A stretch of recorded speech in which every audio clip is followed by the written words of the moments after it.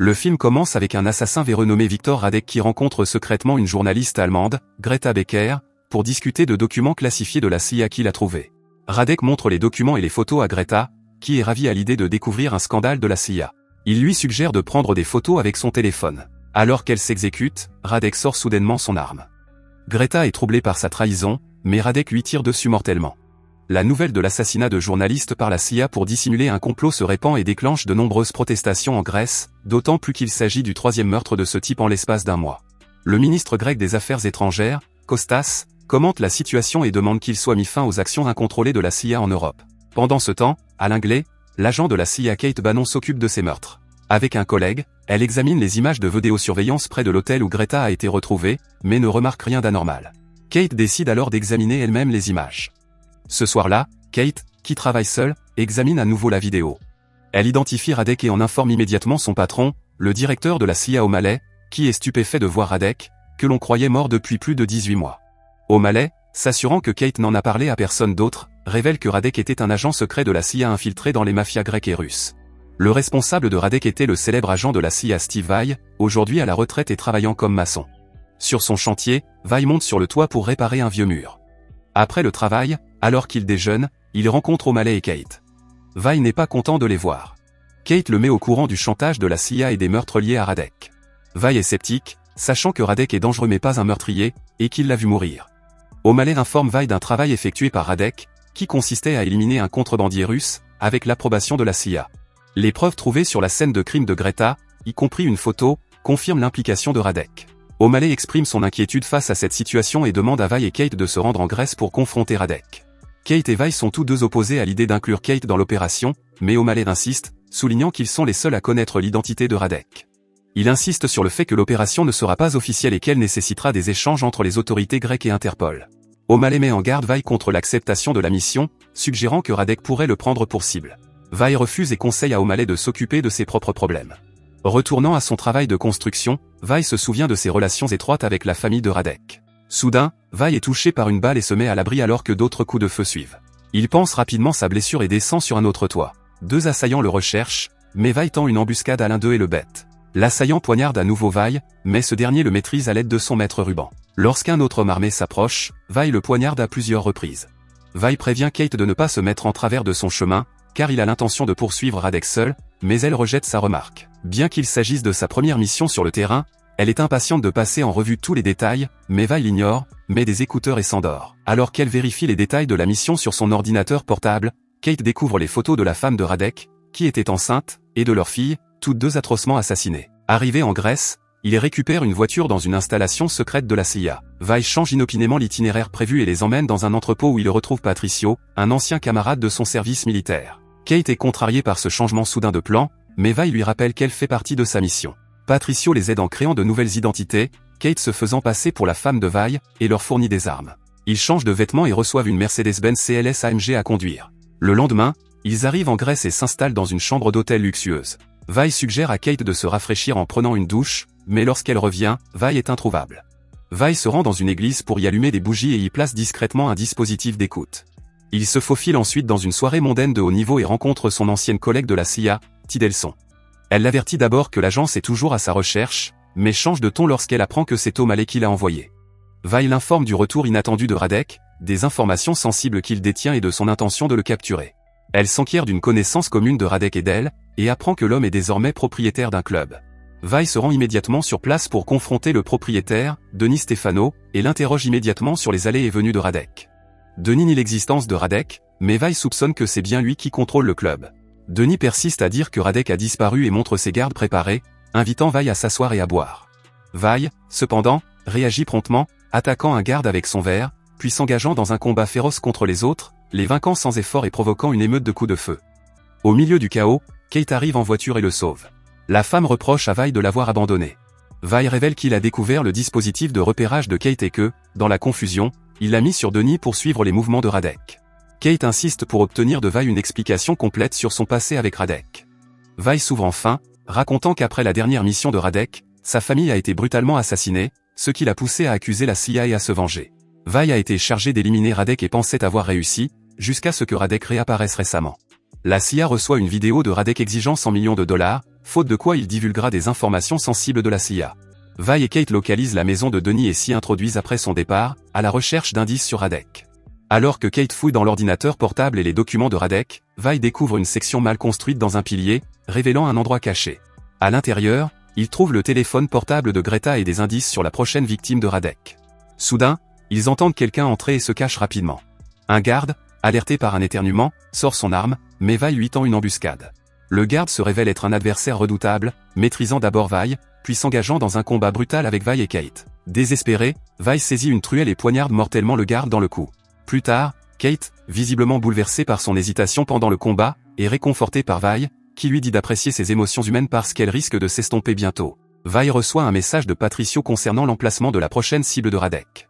Ils atteignent une petite ville et observent la cible en train de prendre un café, Patricio étant assis à proximité. Kate suggère de prévenir la cible, mais Vi veut l'utiliser comme appât. À ce moment-là, Radek appelle Vi. Il révèle que Vi n'a pas tué Radek et l'a laissé s'échapper à condition qu'il disparaisse définitivement. Vi, observant la foule, remarque un homme élégamment vêtu et commence à le suivre. Lorsque Vi le rattrape, il se rend compte qu'il ne s'agit pas de Radek. Soudain, Radek apparaît, tire sur un journaliste et s'enfuit à moto. Vi tire sur les pneus de la moto, provoquant un accident, mais Radek se faufile entre les immeubles. Patricio trouve sur la moto une tablette qu'il décide d'examiner. Ils y trouvent une photo de Luis Delgado, l'ambassadeur cubain à l'ONU, laissée par Radek. Kate suggère de la signaler, mais Vi invite à la prudence, soupçonnant O'Malley, qui les a chargés de cette mission, d'être un initié de Radek. Il met en garde Kate contre le fait de faire confiance à qui que ce soit à la CIA, mais elle refuse l'idée et répond à un appel téléphonique d'O'Malley. Elle l'informe que Costas a mis fin à toutes les activités de la CIA en Grèce et qu'il a l'intention de révéler publiquement les résultats de son enquête. Vi lui fait part de son observation de Radek et de ses soupçons de trahison de la part de la CIA. Ti défend l'agence, suggérant que Radek a violé leur accord. Vi, qui se sent personnellement trahi, se souvient qu'il attendait que Ti le rejoigne il y a des années, mais qu'elle a préféré sa carrière à lui. Vi se souvient que Radek a refusé l'assassinat d'un homme politique ordonné par la CIA. Vi lui avait déconseillé de défier l'agence, mais lui avait promis d'aider Radek et sa famille à demander l'asile aux États-Unis. Vi se réveille sur le canapé de Ti. Elle l'informe qu'ils ont retrouvé l'adresse IP de la vidéo de la rançon. Ne pouvant envoyer une équipe, Vi décide d'y aller seul, déterminé à empêcher son ancien ami de connaître une fin destructrice. À l'hôtel, Kate, qui a reconstitué la situation, confronte Vi, au courant de son appel téléphonique avec Radek. Elle le menace d'une arme, l'accusant de collusion. Vi la désarme rapidement, puis, avec un sourire rassurant, lui rend son arme. Il reconnaît avoir parlé à Radek, mais l'assure que ce n'est pas ce qu'elle soupçonne. Plus tard, les deux hommes observent la source de la vidéo et décident d'enquêter. L'entrepôt semble vide, mais ils y pénètrent prudemment, arme au poing. Dans un bureau, Vi est horrifié de trouver Patricio, son ami, mort et pendu, manifestement torturé. Fou de rage, Vi est soudain confronté à un groupe important d'assaillants armés. Il élimine le premier assaillant, ce qui déclenche une fusillade féroce. Kate s'empare d'un sac d'explosifs et s'échappe par un passage souterrain. Vi, quant à lui, déclenche une énorme explosion qui élimine plusieurs assaillants, puis élimine habilement les autres par ses tirs. Vi se ferait difficilement un chemin, à la recherche de Kate, lorsqu'il s'aperçoit que des lasers sont braqués sur son torse.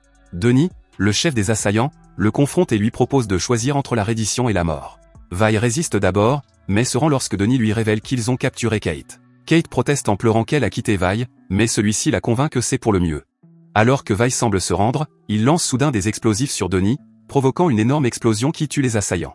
Kate, qui attend dans la voiture, est soulagée de voir Vi sortir indemne des flammes. De retour sur la route, Vi révèle que l'homme politique que Radek a refusé d'assassiner était Costas, ce qui a conduit la CIA à exécuter la famille de Radek. Furieux de la mort de Patricio et réalisant que Radek est irrécupérable, Vi décide d'en finir pour de bon. Pendant ce temps, Kate reçoit un message dans lequel l'agence accepte de payer la rançon de 100 millions de dollars. Vi y voit l'occasion d'affronter Radek. O'Malley arrive en Grèce et se retrouve bientôt avec Ti, Vi et Kate. O'Malley révèle que Radek a expressément demandé à Kate de lui remettre l'argent et insiste pour que Vi soit écarté de l'opération. Vi part et les deux hommes équipent Kate d'une clé USB contenant 100 millions de dollars en bitcoin, prévoyant de capturer Radek après la livraison. Kate arrive à l'endroit désigné et trouve un téléphone caché sous une cabine téléphonique. Elle suit les instructions jusqu'à une taverne et entre dans une arrière-salle, où elle est soudain saisie, mais c'est Vi qui la suivait. Il prend la clé et ordonne à Kate de partir, puis continue à avancer en dégainant son arme. Au sous-sol, Vi le trouve désert, à l'exception d'un ordinateur portable posé sur un bureau.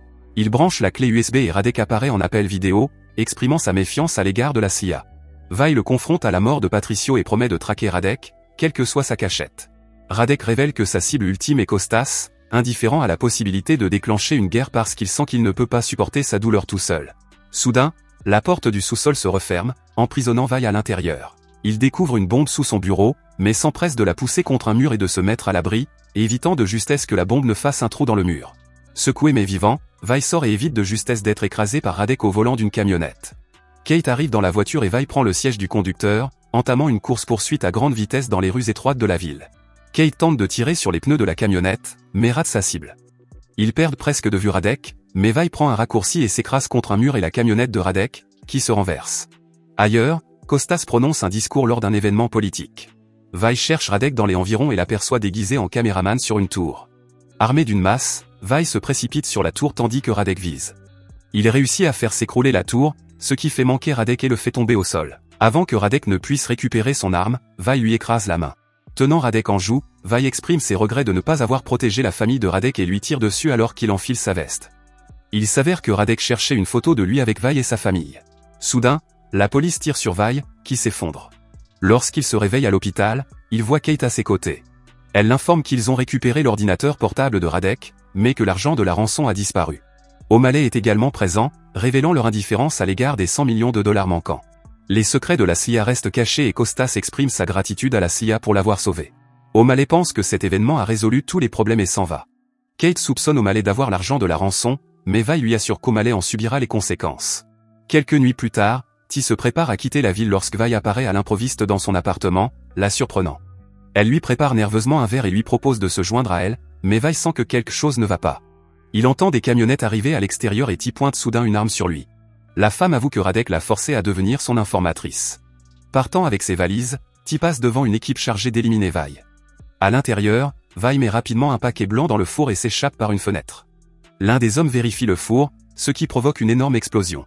Vi, pris dans l'explosion pendant sa fuite, est projeté dans la rue et atterrit près de T, qui tente de s'enfuir. Alors que T accélère vers lui, Kate intervient, tirant sur T et provoquant un accident. Vi observe le corps sans vie de T. Kate s'approche et les deux partent ensemble.